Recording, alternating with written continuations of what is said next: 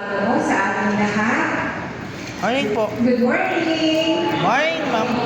Okay, sa ating mga bisita, we have here our provincial officer ng DICT, Mr. Elvis Cayobia.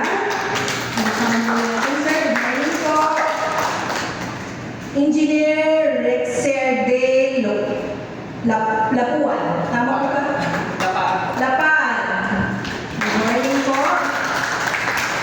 Mary Ann Campaner, our ILCDB Provincial Focal. Good morning, ma'am. Mr. Santo Nicolas, our resource speaker, web developer, co-founder of Recon Outsourcing Company. Good morning, po, sir.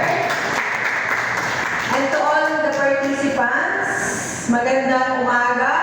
And our PESO staff here, MISO staff, nandun po. Magandang